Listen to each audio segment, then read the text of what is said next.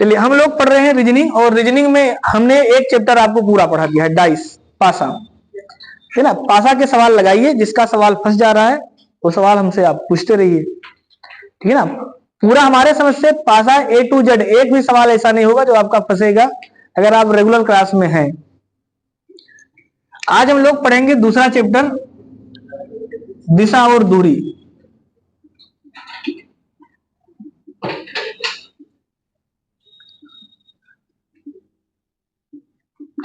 Direction and distance,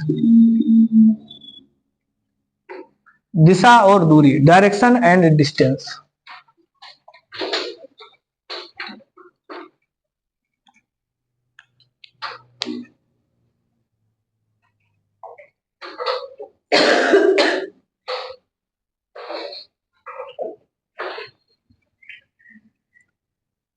दिशा और दूरी, दिशा और दूरी के जो सवाल है, अगर उसमें रीजनिंग है, ध्यान सुनना, अगर रीजनिंग शब्द जुड़ा है सिलेबस में तो दिशा और दूरी से सवाल 100% आता है। अगर रीजनिंग आएगा तो दिशा और दूरी के सवाल आएंगे, ये गारंटी है। चाहे आरआरबी ग्रुप डी का पेपर हो, चाहे उत्तर प्रदेश पुलिस का हो, चाहे एसएससी जीडी हो, कोई भी पेपर हो, अगर दिशा और दूरी है तो डायरेक्शन के सवाल हैं। अब दिशा और दूरी से संबंधित अगर सवाल लगाना है तो सबसे पहले आपको दिशा और दूरी के बारे में नॉलेज होना चाहिए। तो अगर हम इसको मानचित्र में बनाएं तो कुछ बेसिक कॉन्सेप्ट है जो आपको समझना होगा। जैसे इसमें जो ऊपर वाला डायरेक्शन होता है इसको बोलते हैं उत्तर, नॉर्थ। जो नीचे का डायरेक्शन है इसको बोलते हैं दक्षिण, साउथ। जो हमारे दाहिने हाथ की तरफ होता है इसको बोलते हैं पूर्व, और जो बाएं हाथ की तरफ होता है मानचित्र में इसको बोलते हैं पश्चिम।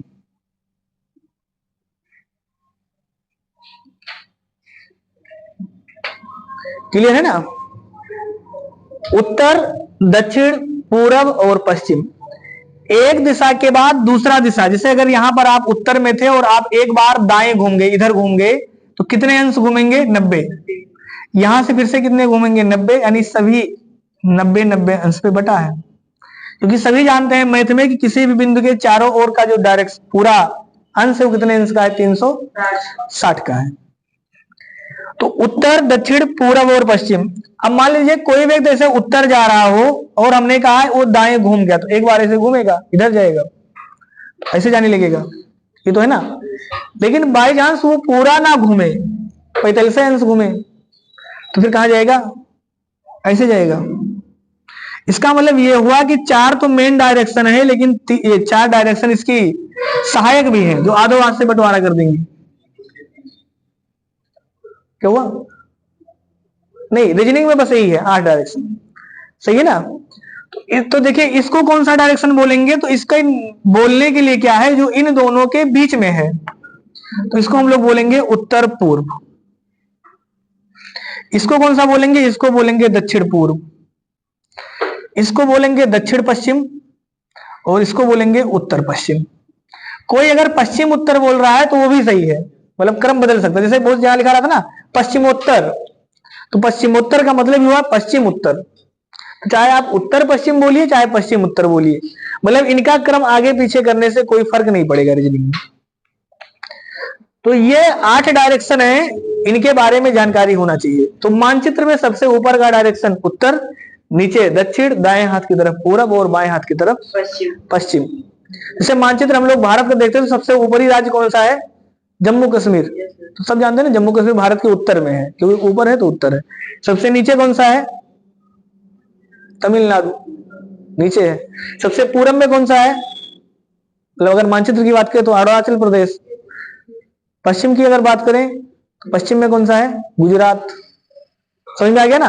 तो कहने का मतलब मानचित्र जो हम लोग देखते हैं वो इसी डायरेक्शन के अनुसार देखते हैं। मानचित्र में ऊपर उत्तर, नीचे दक्षिण, दाएं साइड में पूरब और बाएं साइड में पश्चिम।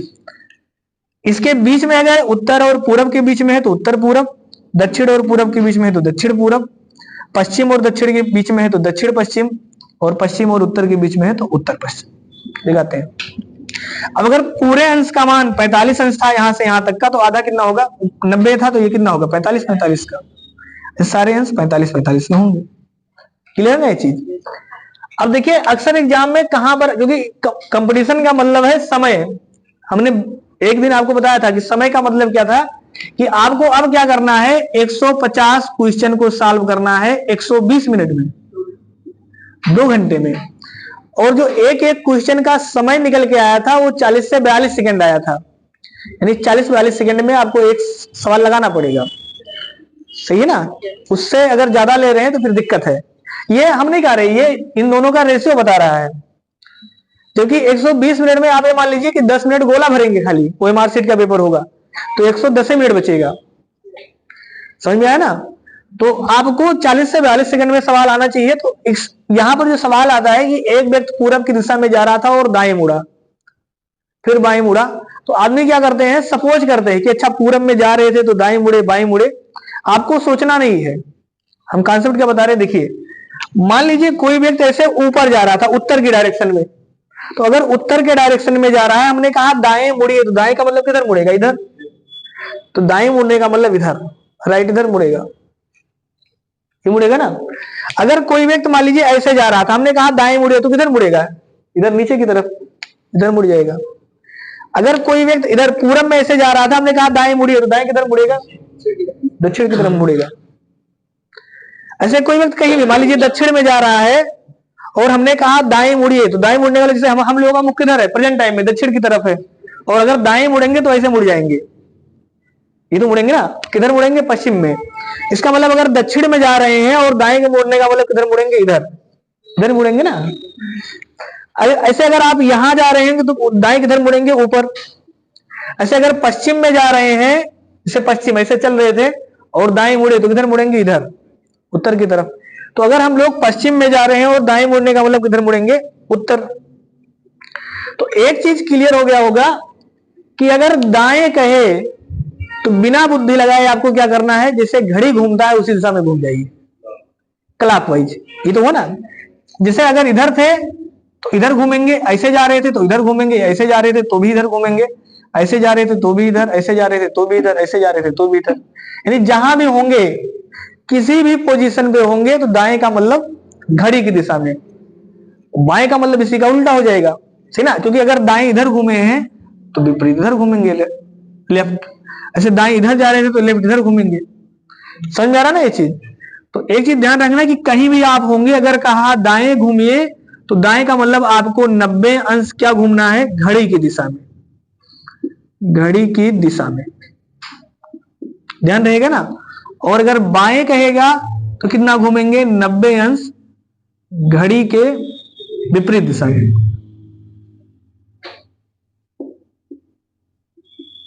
दिशा में कोई दिक्कत हो बताइए, यहां तक क्लियर है ना ये चीज। चलिए नोट कर लीजिए, इतना इतना नियम आपको दिमाग में हमेशा फिट होना चाहिए। नहीं तो अक्सर बच्चे क्या करेंगे, कंफ्यूजन में आके सोचेंगे, और जब सोचेंगे तो सवाल में समय ज्यादा लगेगा।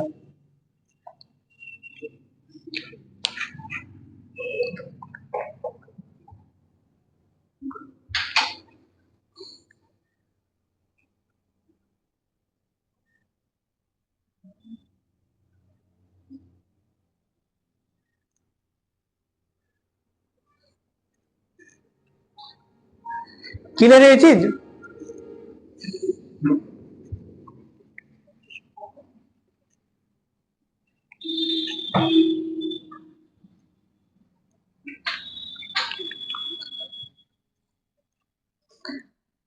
अब बात करते हैं डायरेक्शन से जो सवाल पूछता है एग्जाम में, वो कितने प्रकार से पूछता है, यानी हम लोग कैसे पार्ट वाइज उसको पढ़ेंगे।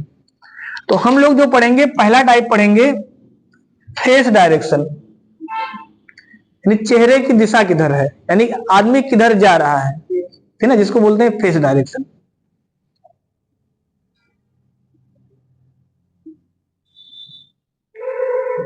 या हिंदी में मुख की दिशा।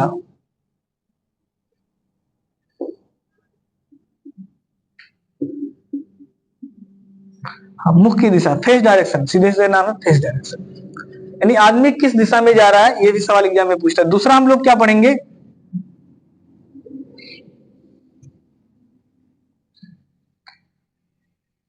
सापेक्ष दिशा और दूरी।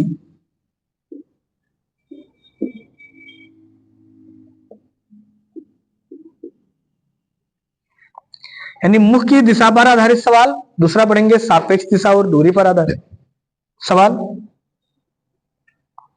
इसके बाद तीसरा पढ़ेंगे दिशा परिवर्तन पर आधारित सवाल। दिशा परिवर्तन पर आधारित। और चौथा हम लोग पढ़ेंगे परछाई पर आधारित।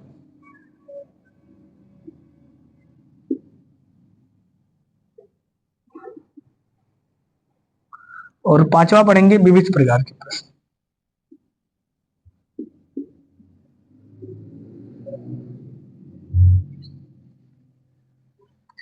ये 5 टाइप है जो आपको पढ़ना है।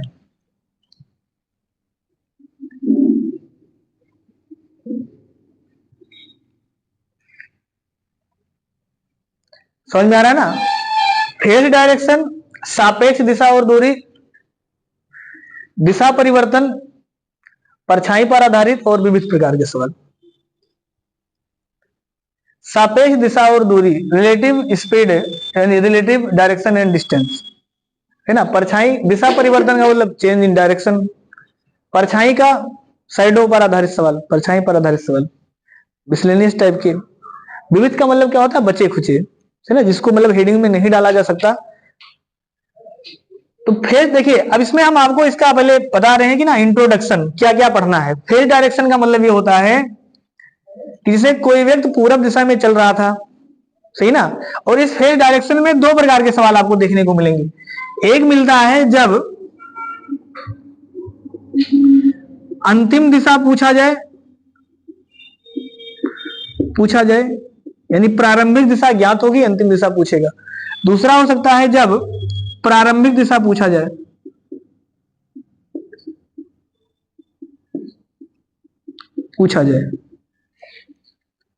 समझ में आ रहा है? जैसे मान लीजिए हम अपने घर से पूरब दिशा में चले, 2 किलोमीटर दाएं चले, 3 किलोमीटर बाएं चले, है ना, फिर अंतिम में दाएं मुड़कर जा रहे हैं, तो आपसे पूछेगा बताइए अब आपके मुख की दिशा किधर है। इसका मतलब अंतिम में पूछा, प्रारंभ में बता दिया था कि आप अपने घर से इस दिशा में चले। दूसरा क्या लिखा है? मान लीजिए अब ये कहा दिया कि आप अपने घर से किसी भी दिशा में चल रहे थे, है ना, 4 किलोमीटर गए, एक बार दाएं मुड़ गए, फिर 2 किलोमीटर गए, फिर बाएं मुड़ गए, फिर 1 किलोमीटर गए, फिर दाएं मुड़ गए। यदि अंतिम में बाएं मुड़कर आप दक्षिण दिशा में जा रहे हैं, तो बताइए प्रारंभ में आपने किस दिशा में चलना प्रारंभ किया था। समझ में आ गया ना? दोनों में अंतर समझ में आ गया? एक में प्रारंभ में पूछ लेगा, एक में पहले का। तो ये 2 टाइप हो गए यहां वाले। इसी में जो हमने कोण पर आधारित सवाल भी कह सकता है। देखिए अब एक टाइप कभी कभी ना कोण पर आधारित हो सकता है। कोण का मतलब हमने क्या कहा कि दाएं और बाएं का मतलब ही 90 अंश है। तो कभी कभी दाएं बाएं लिखेगा तो सीधा सीधा 90 मान लेंगे। अगर दाएं बाएं नहीं लिखेगा तो 90 अंश लिख देगा कि 90 अंश घुमा, 90 अंश दाएं घुमा, 90 अंश बाएं घुमा। 90 के अलावा कभी कभी लिख देगा 45 अंश दाएं घुमा, 45 अंश बाएं घुमा, 180 अंश दाएं घुमा। समझ में आ गया ना? तो 180 अंश का मतलब हर कोई जानता होगा कि विपरीत हो गया होगा। तो ये पूरा कहानी हम लोग पहले टाइप में पढ़ेंगे। क्लियर है? दूसरा क्या आ गया? सापेक्ष दिशा और दूरी। सापेक्ष दिशा और दूरी का मतलब होता है तुलना करना। कि जैसे मान लेते हैं, देखिए इसमें क्या था, दोनों में अंतर क्या है। इसमें क्या होगा, मान लीजिए कोई व्यक्ति था, यहां से ऐसे ऊपर गया, मतलब उत्तर में गया, फिर दाएं मुड़ा, फिर बाएं मुड़ा, फिर दाएं मुड़ा, तो पूछेगा कि अब उसका मुख किधर है, तो उसका मुख अब पूर्व में है। ये तो है ना भाई, अब उसका मुख पूर्व में से जा रहा है। लेकिन अगर सवाल यहां इसमें पूछता कि कोई व्यक्ति ऐसे उत्तर में गया, फिर दाएं मुड़ा, फिर बाएं मुड़ा, फिर दाएं मुड़ा, तो अब प्रारंभिक स्थान से किस दिशा पर है, तो आप कहेंगे प्रारंभिक स्थान से इधर उत्तर है, इधर पूर्व है, तो यह प्रारंभिक स्थान से उत्तर पूर्व में है। दोनों में अंतर समझ में ना? सापेक्ष का मतलब तुलना करके पूछेगा, या तो प्रारंभ से, या तो अंतिम से, या किसी और भी बिंदु से पूछ सकता है वो। समझ में आ गया ना? दूसरा क्या पूछ सकता है, तो ये तो दिशा हो गया। ये पूछ सकता है कि वह व्यक्ति कुल कितनी दूरी चला, तो अगर दूरी चला तो सीधे सीधे जोड़ लेंगे। लेकिन अगर इसके और इसके बीच की दूरी पूछेगा तो न्यूनतम दूरी बताना पड़ता है। पाइथागोरस प्रमेय या जो भी कॉन्सेप्ट वहां लगेगा वो लगाएंगे। समझ में आ गया ना भाई? वो सवाल लिखेंगे तो फिर निकल के आएगा कैसे निकाला जाएगा। समझ में आया ना? ये तो ये हम लोगों का हो गया दूसरा टाइप। तीसरा टाइप क्या है? दिशा परिवर्तन पर आधारित सवाल। दिशा परिवर्तन का मतलब क्या हुआ कि लिख देगा कि यदि पूरब को पश्चिम कहा जाए, पश्चिम को, हाँ नहीं, पूरब को अगर पश्चिम कहा जाए या पश्चिम को पूरब कहा जाए तो उत्तर को क्या कहा जाएगा? मतलब ये नॉर्मल सवाल है। ऐसे थोड़ा सा इसी में और अलग भी पूछ सकता है, सही ना, कि यदि पूरब को उत्तर कहा जाए, पश्चिम को दक्षिण कहा जाए, तो पूरब पश्चिम को क्या कहा जाएगा, मतलब ये सवाल हो गया। इसी सवाल में ऐसे भी कहा सकता है कि जैसे यदि एक दीवाल घड़ी है और उस घड़ी में 3 बजे जो मिनट वाली सुई है वो दक्षिण दिशा में है, तो घंटे वाली सुई किस दिशा में होगी। समझ में आ गया ना। तो जैसे हमने कहा 3 बजे, तो 3 बजे सभी जानते हैं कि घड़ी वाली घंटे वाली सुई इधर होती है, मिनट वाली सुई ऐसे होती है। तो थोड़ा सा इसको छोटा करते ऐसे होता है। तो हमने कहा कि जो मिनट वाली सुई है एक्चुअल में अभी कौन सी दिशा में, उत्तर में, इधर पूरब है। तो उसने कहा था कि अगर ये घंटे वाली सुई 3 बजे दक्षिण में हो, मिनट वाली सुई दक्षिण में हो, तो ये घंटे वाली सुई किधर होगी। इन सवालों को सीखेंगे टाइप नंबर 3 में, दिशा परिवर्तन पे आधारित सवाल। समझ में आ गया ना। एक है परछाई पर आधारित सवाल। तो परछाई का मतलब क्या होता है, सब जो परछाई बनता है, से हम लोग सुबह शाम परछाई बनता है ना, तो आपसे पूछ लेगा कि 2 मित्र हैं, एक बगीचे में टहल रहे हैं या एक बगीचे में सूर्य की तरफ मुड़ करके खड़े हैं। एक मित्र देखता है कि दूसरे की परछाई उसके बाएं बन रही है, तो बताइए उसका मुख किधर है। समझ में आया ना। तो कुछ इस टाइप का सवाल लिखा होगा कि एक मित्र या 2 मित्र एक बगीचे में बैठ के बात कर रहे थे। ए बी से कहता है, एक का नाम ए है एक का नाम बी है, ए बी से कहता है कि या देखता है कि उसकी परछाई उसके सामने बन रही है, तो बताइए ए का मुख किधर है, बी का मुख किधर है। समझ में ना। ये परछाई वाले सवाल रहते हैं, इसमें परछाई बनते हैं। विविध प्रकार के प्रश्न का मतलब जो इन्हीं से संबंधित होगा लेकिन कुछ अलग सा टाइप उसमें होगा, यानी बचा खुचा जिसको बोलते हैं, सही ना। तो मेन रूप से यही 4 टाइप पढ़ना है, मतलब ये जो 4 टाइप लिखे यही 4 टाइप है। लेकिन एक आध सवाल रीजनिंग का टाइप आता है जिसको बोलते हैं ना कन्वेटी टाइप का, तो उसको हमने विविध में उसको हम लोग पढ़ लेंगे। किसी को दिक्कत है यहां तक। अब चलिए तो हम लोग पहला टाइप पढ़ते हैं, फेस डायरेक्शन, मुख की दिशा। इंट्रो समझ में आया है ना कि आपको क्या क्या पढ़ना है, कब कब पढ़ना है।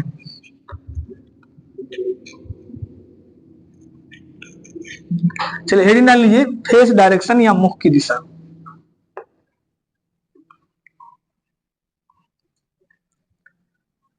और फेस डायरेक्शन या मुख की दिशा में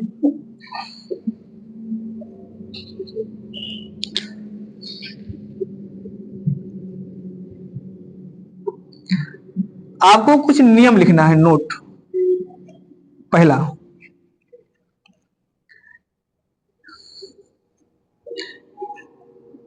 देखिए रीजनिंग के सवाल ऐसा नहीं कि आप नहीं लगा पाएंगे, लगा सकते हैं, बस जल्दी लगाना है, सही ना। जैसे मान लीजिए रीजनिंग में जो आता है पुलिस में, वो लगभग ना जैसे सिलेबस के अनुसार अगर आप देखेंगे तो मैथ, रीजनिंग, हिंदी और जीएस ये लिखा है। तो मैथ का 37 सवाल आता है, रीजनिंग का 38 आता है, हिंदी का 37 आता है और जीएस का 38 आता है।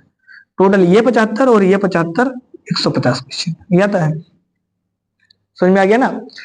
अब जो पढ़ेंगे, क्या हुआ, हाँ मैथ, रीजनिंग, हिंदी और जीएस यही है ना। तो इसमें मैथ के 37 सवाल, रीजनिंग के 38 सवाल, हिंदी के 37 और जीएस के 38 सवाल। तो अगर कोई मान लीजिए रीजनिंग नहीं पढ़ रहा है तो भी रीजनिंग का ना वो देखेगा कि इस 38 सवाल में से जो कोई खुद भी पढ़ रहा होगा, मतलब ना पढ़ने का मतलब जिसको नहीं पता होगा उसकी बात नहीं कर रहे हैं, जो मतलब शिक्षा से जुड़ा हुआ और जानता है वो भी कम से कम 20-22 सवाल कर लेगा बड़े आराम से, सही ना। वो 20-22 सवाल 1 घंटे में करेगा। और जो पढ़ रहे होंगे वो इस 38 सवाल में से 37 से 38 सवाल कर लेंगे, है ना। और 37 से 38 सवाल ज्यादा से ज्यादा 25 मिनट में कर लेंगे, 25, 26, 27 मिनट में कर लेंगे, बस इतना सा अंतर है। जैसे अभी इसका हम सवाल लिखेंगे तो सवाल बहुत से लोग लगा लेंगे, लेकिन सवाल लंबा लगाएंगे, वही सवाल हम लोग 2 सेकंड में लगा देंगे। इसके लिए आपको पहला नियम क्या लिखना है कि अगर कोई व्यक्ति, यदि कोई व्यक्ति एक बार दाएं और एक बार बाएं मुड़ जाए तो व्यक्ति के मुख की दिशा नहीं बदलेगी। जैसे हम सेम रहेगी, हम ऐसे खड़े हैं, एक बार दाएं मुड़ गए एक बार बाएं मुड़ गए, दिशा नहीं बदलेगी ना। तो अगर ये कॉन्सेप्ट क्लियर रहेगा तो सवाल जल्दी लग जाएगा। तो लिख लेना ये पहला नोट, यदि कोई व्यक्ति एक बार दाएं अथवा एक बार बाएं मुड़ जाए तो व्यक्ति के मुख की दिशा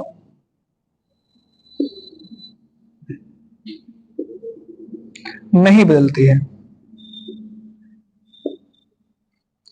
अगर कोई व्यक्ति एक बार दाएं अथवा एक बार बाएं मुड़ जाए तो व्यक्ति के मुख की दिशा नहीं बदलेगी किसी भी डायरेक्शन में। जैसे कोई व्यक्ति जैसे उत्तर जा रहा था और एक बार वो ऐसे दाएं मुड़ जाए, ये ना, एक बार दाएं और एक बार बाएं, तो फिर से ऊपर जाएगा। तो पहले भी ऊपर की डायरेक्शन में जा रहा था, अभी भी ऊपर की डायरेक्शन में जाएगा। पहली बार यहां, दूसरी बार यहां, ये तो मुड़ा है ना। एक बार दाएं और एक बार बाएं अगर मुड़ जाएगा तो व्यक्ति के मुख की दिशा नहीं बदलेगी। क्लियर है ना ये चीज। अब अगर यही व्यक्ति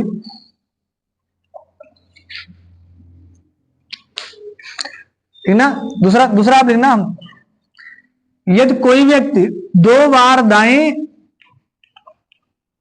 अथवा 2 बार बाएं मुड़ जाए, यहां और लिखे होंगे, यहां और लिखे ना, कोई व्यक्ति एक बार दाएं और एक बार बाएं, इसमें क्या लिखे थे, और लिखे हैं अथवा लिखे हैं पहले वाले में? अथवा नहीं, अथवा को स्थान पे और बना देना। एक मिनट, तो पहला वाला लिखे है ना, पहला वाला, इसको एक बार फिर से देखना। कोई व्यक्ति एक बार दाएं और एक बार बाएं, अथवा अगर लिखे होंगे तो अथवा को काट के और कर देना। समझ में आ गया ना। अथवा का मतलब होता है दोनों में से कोई एक। हम लोग हाई स्कूल इंटर में पढ़ते थे ना कि 4 सवाल आता था कि चारों में से, मतलब अथवा करके, तो अथवा का मतलब होता है दोनों में से कोई एक, और का मतलब होता है दोनों। तो यहां दोनों जब मुड़ेगा तो ये काम करेगा। अगला लिखेंगे दूसरा, यदि कोई व्यक्ति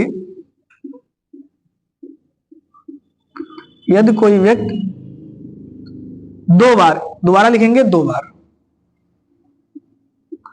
2 बार दाएं, अब यहां लिखना है अथवा, 2 बार दाएं अथवा 2 बार बाएं मुड़ जाए तो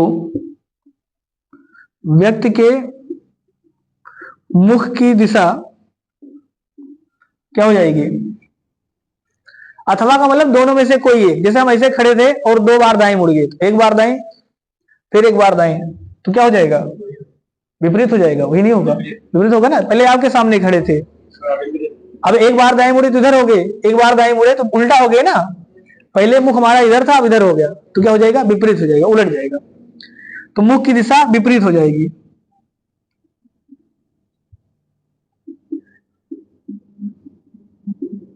मुख की दिशा विपरीत हो जाएगी। जैसे एग्जाम्पल के तौर पे मान लीजिए कोई व्यक्ति ऐसे पूरब में जा रहा था, एक बार ऐसे दाएं मुड़ गया पहली बार, और दोबारा फिर से दाएं मुड़ गया, ऐसे फिर से दाएं मुड़ेगा ना।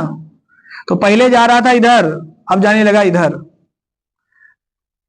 विपरीत हो गया ना दिशा।